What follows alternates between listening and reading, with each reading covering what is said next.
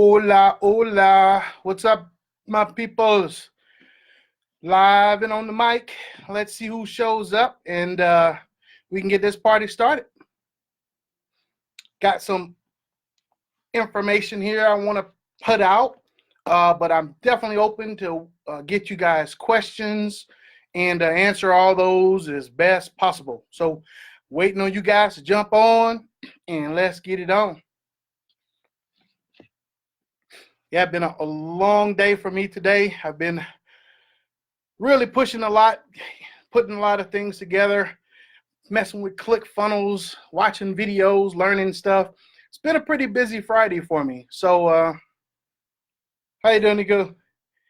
Yeah, I've been working pretty hard this Friday, and it's not over with. I still got about another hour or so, some role playing. So yeah, no rest for the weary, no rest for the weary. Then tomorrow morning, 8 o'clock Mountain Standard Time, we got the live training, the webinar there. You guys need to line up for that. Make sure that you're registered, and we'll get some nice training in for tomorrow, teaching you guys how to be a sales pro. So and there's another question there going around in the group to see when will be the best days and times for you guys for the live stuff like this. I know everybody don't have the same amount of time, but I'm trying to do where it's convenient for everyone. Right now, everybody's picking Sunday, so make sure you go vote. And then after that, we'll kind of figure out a time when we can start getting everybody's information and answering a lot of questions for everybody, because, you know, live question and answer allows you to get your stuff out. You know, maybe you have a specific question, something that you really want us to discuss, and that's what I'm here for, to make sure you guys learn the things that you need and give you the information that you're looking for. So like I said, we'll give it a couple of more Mississippi, see how things are, how many people show up, and start answering some of your questions. If you guys don't give me any questions, then I'll go ahead with the stuff that I have. I've written down a few things to kind of talk about tonight, and we'll go from there. So we got a couple of folks on right now. Let me make sure and look and see what other folks had asked about tonight. Let me see. Tanya asked about if she's going to have how to prepare for a launch. Okay. So Tanya asked how to prepare for a launch. I guess that would be launching a product or service. All of them kind of work the same way. She asked, should you start reaching out to potential clients before by phone, email, print? How far in advance should the, okay. So anytime you're going to launch a product, program, or service, you can pre-launch it even before you have it. You can, it's really basically a matter of planning for you.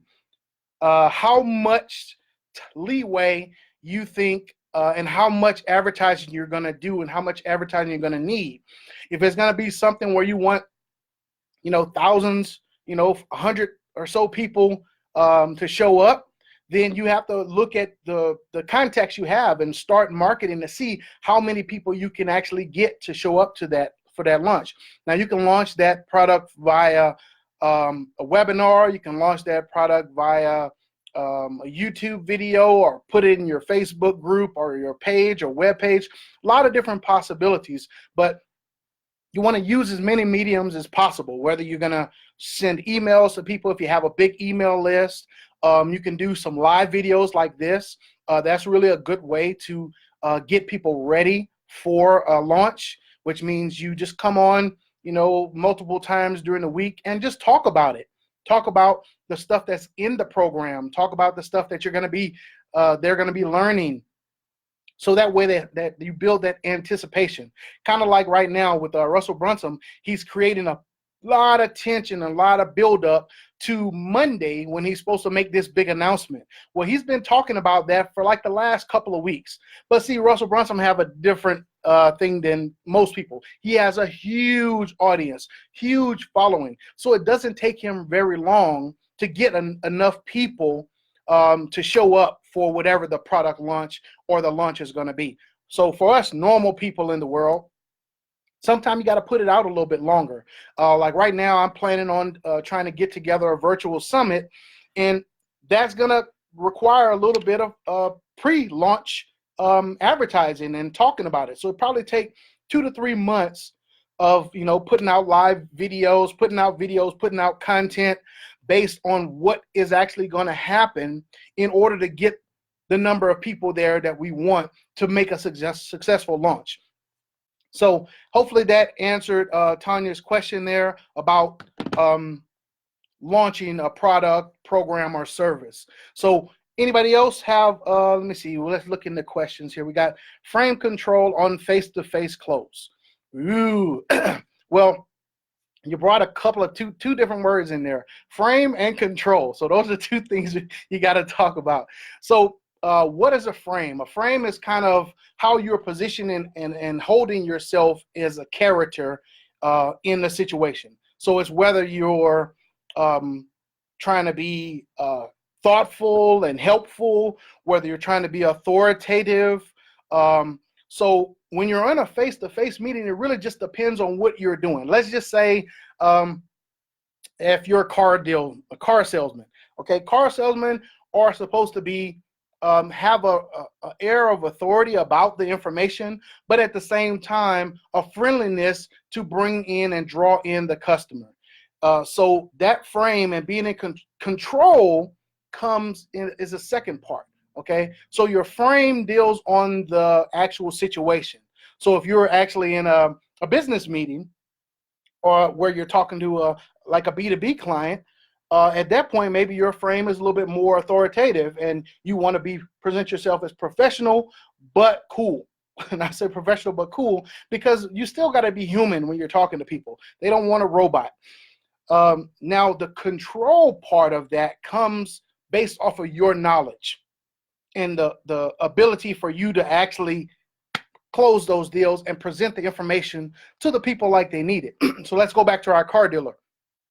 So if you're a car dealer, now every time that person asks, hey, I want this type of vehicle, you should have that information and be able to bring them to whatever information they're looking for. Now, if you have a specific product in mind, now that control is to be able to guide them based off of what they need to what you want to give them. And that same thing happens in B2B. You might have a product already in mind. Let's say you're selling a stock. We'll use that Wolf of Wall Street stuff. You already know exactly what you want to sell the person. So in order to be in control, you have to be in mental control of the conversation, which means you keep that person's mind focused on the things that you want by using that verbal ninjutsu that you should have. Now, once again, you're identifying those needs that the person have, even if they're pointing to something different. You have to show them how what you want them to have is better and it still meets all their needs. So having the right frame depends on your situation. Car dealers, B2B, at a grocery store, working at selling stuff on the street, all these require different frames because you're trying to present a certain energy to your potential clients. You wouldn't want to be out in a 3-piece suit selling ice cream, would you? So the frame, once again, depends on the setting, and the control deals on your knowledge of your product and that verbal ninjutsu that you should have in order to guide and control the conversation to the product or service that you want to give the actual client. So hopefully that makes sense. All right.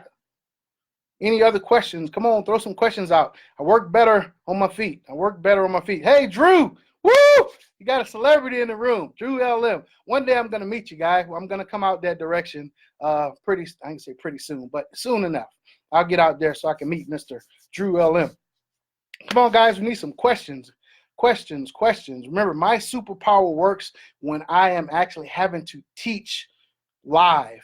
All that information that I have up here just all kind of lines up and then comes out in a way that it makes some good sense to you guys. So if you guys don't have any questions in another 1 or 2 Mississippi, I'm going to go to my questions. We'll give it a 1 Mississippi. I like ice cream too, Drew, but I have to stop for a little bit. You know, you see, I got a weight problem. I can't wait to eat. So I can't eat too much ice cream, so I kind of supplement that with iced coffee. So, so all right, guys. Well, I'm gonna talk about a little bit of stuff I have on here. All right. So, today let's tell you something happened today also. I was lucky enough to interview Mr. Sean Ferris. So I talked to him today. I'm going to put that on my YouTube and podcast once I get all that up. And also I'll post it in here and around so you guys can listen and talk to him, or not talk to him, but see what he's talking about his business. So one of the things that I hear a lot from people that say, well, when you're starting a business or starting to get any kind of program together, they say you need to have credibility in order to be successful, in order to get those clients. Yeah, I say yes and no.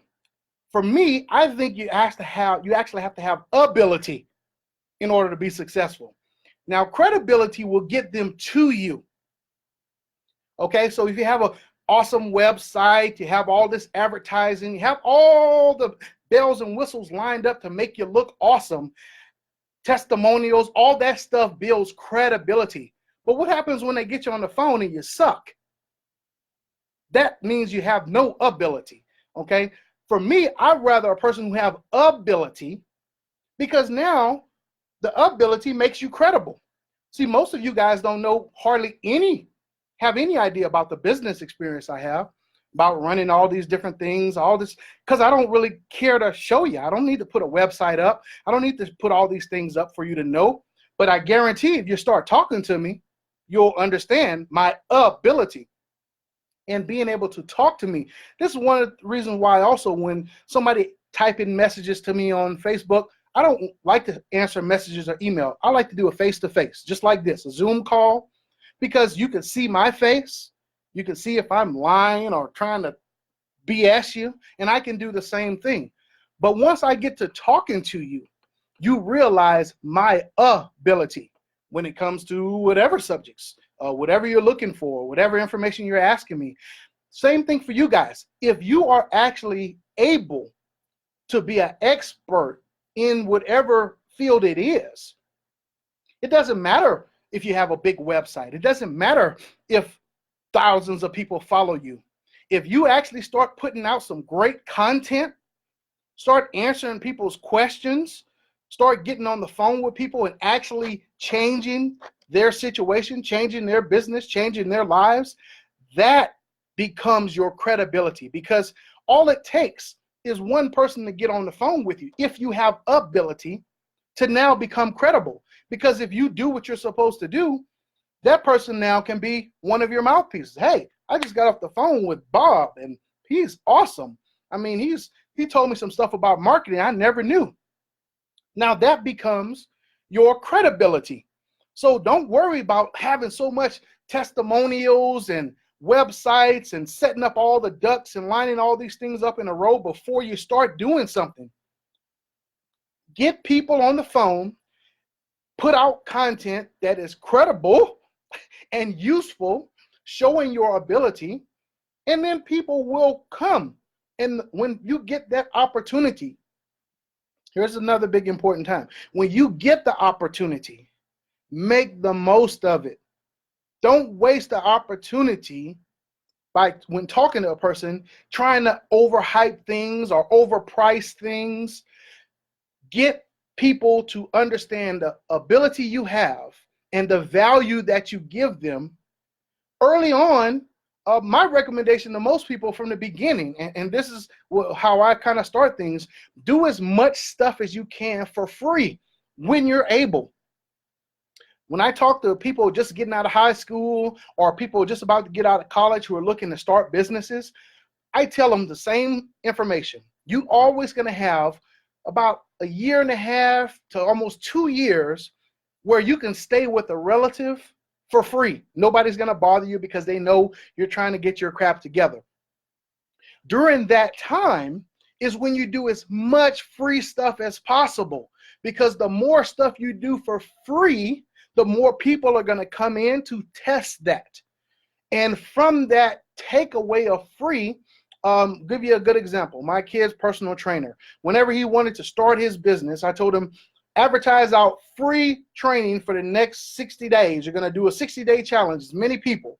What you want to do is get everybody to sign releases where you can take pictures, take all their measurements, so you have a starting point. At the end of that 60 days, working with these people, you're probably going to have about 10% get some awesome results. Probably going to have another 20 to 40% that are going to get okay results. And then the rest of them might not do anything. But from those results, you build your portfolio of what? Credibility, by showing your ability. Now, if you walk to those people right up front, a whole bunch of people, and say, hey, I want to train you guys for, $500 a month, they're going to be like, who the hell are you? But by actually letting them, what's that word again? Touch hands with you, they actually see your ability and see that it's worth talking to you and working with you. So it's the same thing in any business. I always promote, start out with as much free as you can. Now, don't kill yourself with the free, but if you have the availability, you have the cash to where you can sustain yourself and it's not a life or death situation, go free first or go very reduced, because that will allow you to get more people to touch hands with. And if you can do what you say you do, you're going to make a big difference, and that will start building your credibility because you are getting results. Results over and trump credibility. It doesn't matter who you are. If somebody can look and see that you have actually created change, the change you said in multiple people, that is automatic credibility. All right. So next thing that I have to talk about is how to be an action taker. One of the people who I work with a lot, we were talking about doing something on the Facebook group, and as we were talking, I went ahead and did it. And they were like, "Oh man, I really have to learn to move as fast as you." All right, let me see. Hold up. Sorry, I didn't even see these things. Wait, I have a problem too. It's can't wait. Gotta eat. Yeah. YouTube and podcast. Thank you, Drew. I'm curious to know, once saw your post something about SEO. Are you very familiar with this? SEO. Okay, not very familiar with it, but I JV partner with a guy who does websites and SEO, as far as building up people's SEO presence on Google and things. So big thing for me, if you don't know it, partner with somebody who does. So when I talk about being able to build a business, putting all the systems in place as far as lead generation, SEO, websites, ClickFunnels, active campaigns, email campaigns, that doesn't mean I'm doing everything. That means I'm coordinating all the stuff. Now, some things I'll do, same thing as far as putting in a sales team for people. But if what makes you magical is to be able to get stuff done and not know that much about a lot of stuff. Now, you definitely have to have enough working knowledge to, what we say, speak intelligently on the phone when you're closing that deal. Because when I'm working with a client who needs SEO, I need to be able to explain that, how we're working with back channels, and we're going to put in certain keywords, build your blog up. I need to know the general process, but I'm not going to push the buttons to do it. I have a partner who does that. I have a partner who does LinkedIn lead generation. I have a partner who does Facebook lead generation. So everything that I need to put together the complete boss consulting, though, I manage all those pieces and coordinate and orchestrate all that. So yeah, I'm very familiar with a lot of things, but can I do those things? No. Would you say a master of a few things and a jack of all trades? Yeah. My mastery is being able also to coordinate and lead. So I'm very good at a lot of stuff, but putting together projects, I love doing that, and I can put the right people together with the right people and get things done. Let me make sure I'm answering questions. Yeah, okay. Good job, brother. Okay, because this questioning things, the chat is not moving up like it's supposed to. So next thing I have here, once again, being an action taker. So one thing about me is that I am a very fast implementer. Okay, so you say, John, well, how do you get things done so fast? How do you take action so fast? Give you a great example. While we were in class 5, I think, in the HCC program, where Mr. Locke was talking about going to events and networking, while he was talking, I booked an event. That's how quickly I do stuff. So because I've done a lot of stuff through my life, I have a very quick processing mode. So I go from information to implementation very quickly. And it's because of 3 things that I try to teach people to be able to do. One is critical thinking. Okay? Critical thinking means you can look at an issue or look at a situation and see the goods, the bads, how things working, how things are not working. This is what I do on any situation. I look at it, check it out from all angles, try to find those separate pieces. And from there, once I can outline and spot a problem, I go to the next skill, which is problem solving. Problem solving for me is being able to look at an issue and find multiple ways to solve that issue. Multiple ways, not just one way, multiple ways, whether it be going look at a website, going to take a course, buying something, reading a book. There might be hundreds of ways to figure out something, but problem solving, I'm going to figure it out. My favorite sites is Google and YouTube. Anytime somebody asks me a question I don't know, I go study. I'm an avid studying person. And so that problem solving skill, though, allows me now to put all these possibilities into place. So I see all these possibilities. I can write them down, but most times I see it. It's easier for me to see it. Next skill that ties this all together is decision making. So critical thinking, what's going on? What's good? What's bad? Problem solving, figuring out all the possibilities I can to get it taken care of. Then the key to it, decision making. People have issues making decisions because they're not sure, they're not certain. I work off of 50% certainty at sometimes because I gather so much information. Because I gather so much information about so many different subjects that, jack of all trades, I can make very quick decisions about a lot of stuff because I've gathered information throughout my years and throughout the day sometimes about a subject. So now that decision making means all those possibilities to solve the problem.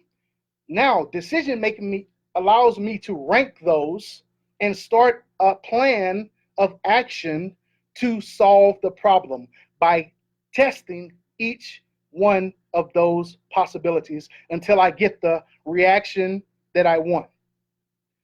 This is how I do stuff so quickly. I don't have to really think about whether something is a good idea. It's because when a good idea is presented based off the information I already have, it goes, do it, push the button. That's why I make decisions very fast. Same thing when a bad decision, somebody tells me some bad information. Based off the information I already have gathered, boom, nope, don't do that. And I can make decisions very quickly because I study. I gather all the information around me. If you only work on one person's information or one source of information, you can only make a decision that you're given. And it has to be given to you. Yes, no. No, there's a lot of different possibilities for a lot of different information. Like if you want to trade Forex, okay, let's give you a good example. Forex trader.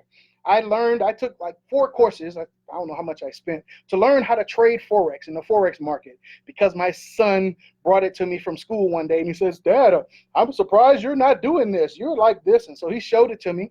What I did is at that point, went into a journey of information. I have like 10 tabs open with different YouTube videos, Google searches of stuff. And what I did is I studied as much as I could on my own. then the next step is paying for coaching. That's always the next step for me. I always pay to learn because hopefully those guys know what they're talking about.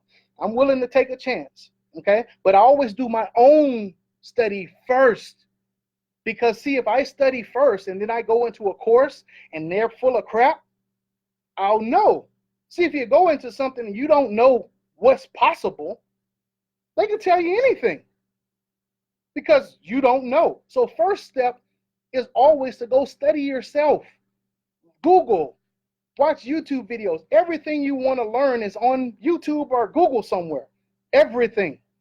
So go there first.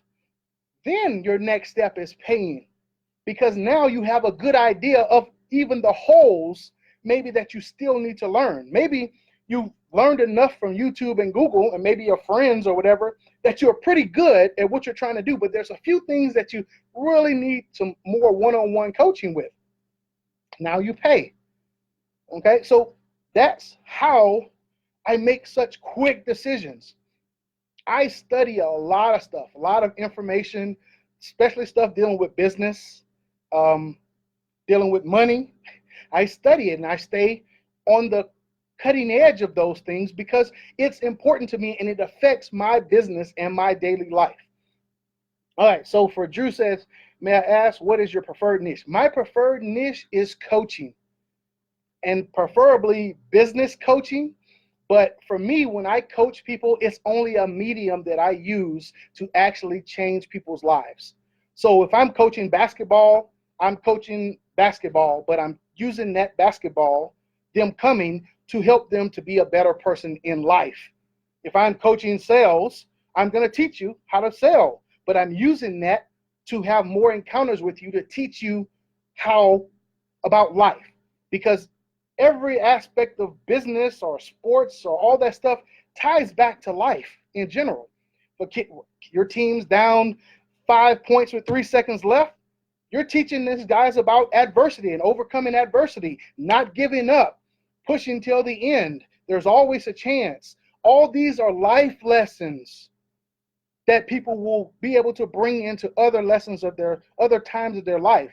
So I use coaching with all the different possibilities I have, which is a whole bunch, to actually change people's mentality about life situations and to train them on life situations in general. All right. Anybody else with a question? I'll go to my next one. Give it a 1 Mississippi and a 2 Mississippi and a 3 Mississippi and a go. All right. So my next statement here that I have, and one of the things I'm doing here, which you'll notice, is that I'm going through different statements I make to people.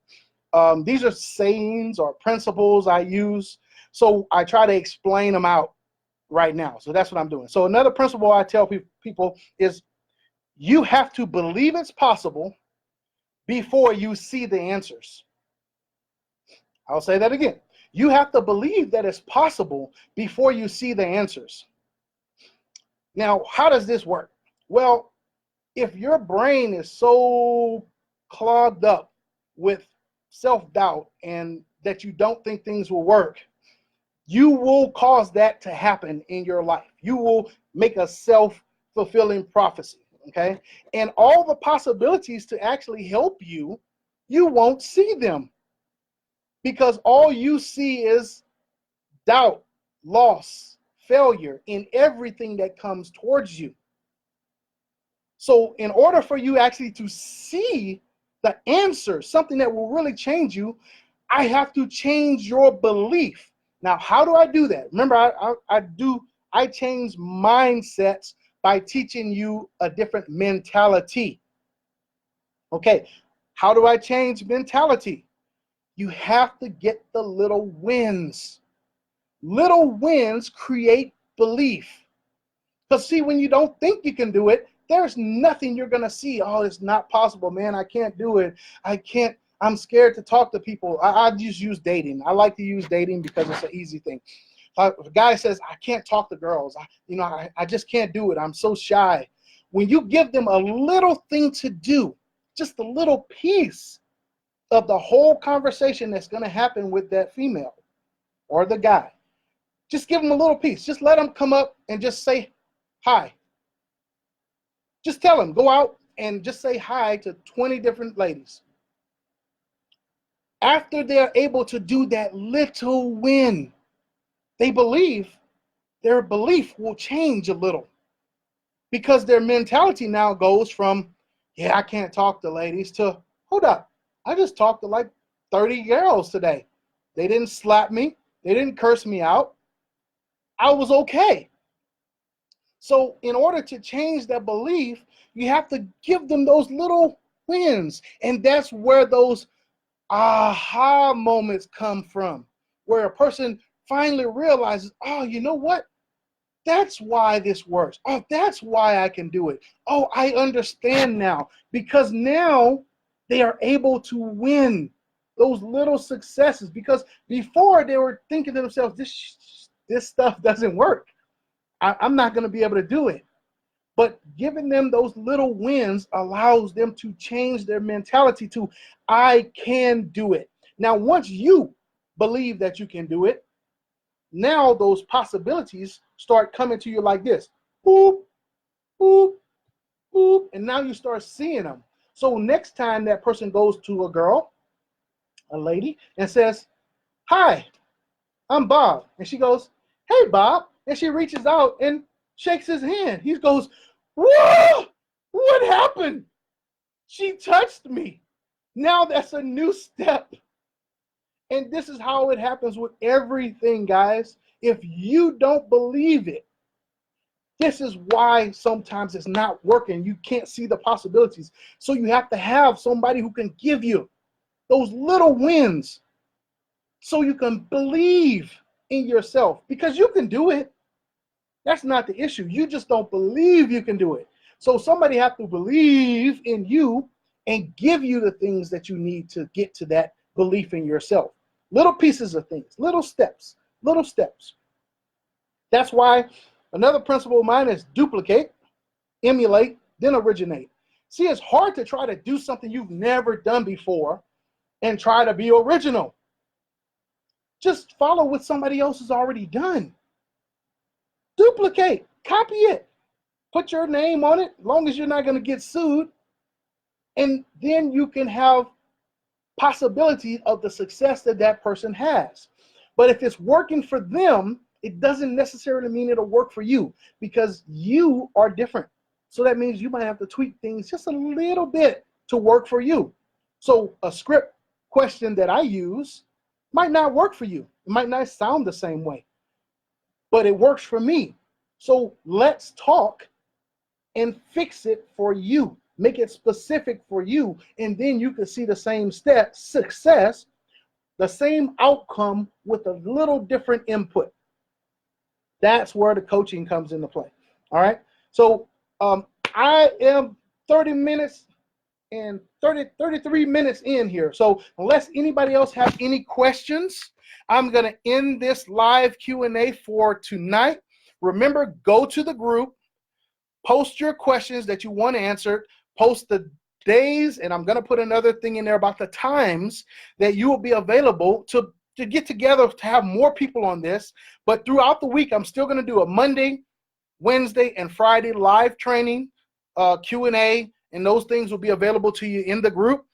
Tomorrow morning, it's actually in 23 hours and 26 minutes will be the training.